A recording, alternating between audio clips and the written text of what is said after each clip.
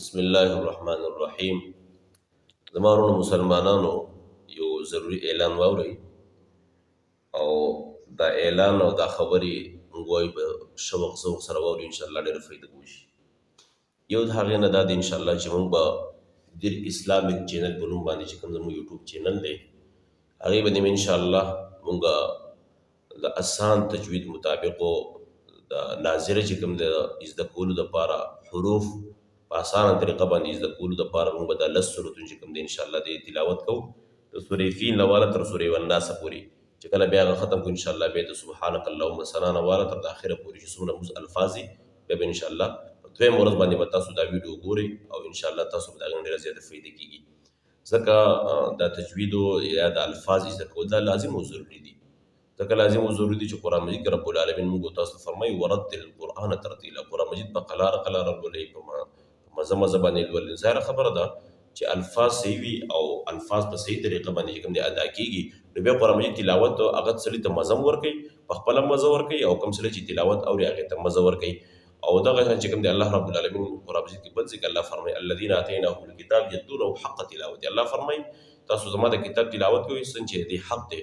بعضې علما فرمایي د حق نه مراد دا چې د قرآن مجید الفاظ زده کول دا حق دی په موږ باندې چې دا یې زده کړو او د هغې مطابق چې کوم دی موږ تاسو بیا د قرآن تلاوت کوو. او دغه شان چې کوم دی علامه جزیر رحمت الله علیه فرمایي والاخذ بالتجوید ختم لازم، تجوید چې کوم دی دا ختمول لازم دی او بغیر د تجوید د قرآن مجید بغیر د الفاظو د قرآن مجید تلاوت کول وایي دا ګنهګار دی. نو په دې وجه باندې چې کوم دی دا زده کول لازمي دي، ځکه بعضې ټایم کې یو حرف هغه غلط وویلی شي او د هغه حرفو د غلط ویلو په وجه باندې معنی هم غلطه شي او چې معنی غلط شي نو بعضې ټایم کې مثبت فاسدېږي. په دې وجه باندې هغه ځکه چې د یو حرف په ځای باندې بل حرف ویلی شي، د حرکت په ځای باندې بل حرف، د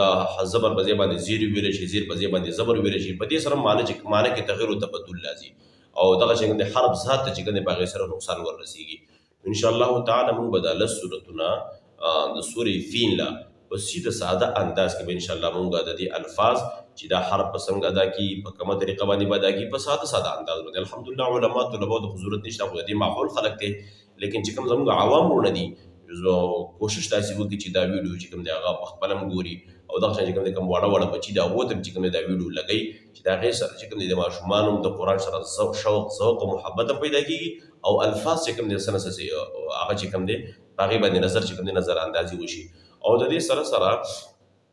انشاءالله تعالی که د 10 سورتونو تاسو پابندۍ سره وکتله او غټې غټې غلطیانې غټې غټې خبرې پکې مخې ته رالې مزید به انشاءالله تعالی تاسو دومره فایده وشي چې کله تاسو د ناظرې تلاوت کوئ قرآن مجید نو تاسو بیا حرف پېژنئ. اکثر خلک چې کوم دی لکه مثال طور باندې لکه ثم دی قرآن مجید کې ثم کلا نو اکثر وایي ثم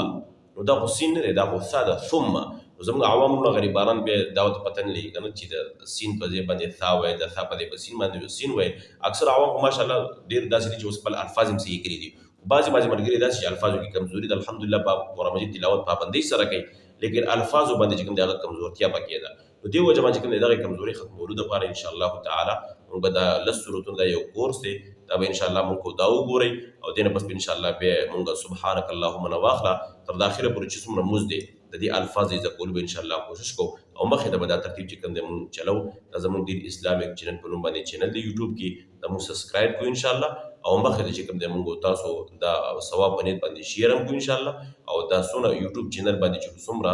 د دې الفاظو زده کولو باره کې څومره ویډیوګانې دي انشاءالله هغه مونږ تاسو پابندۍ سره ګورو. الله رب العالمین دې عمل کولو توفیق نصیب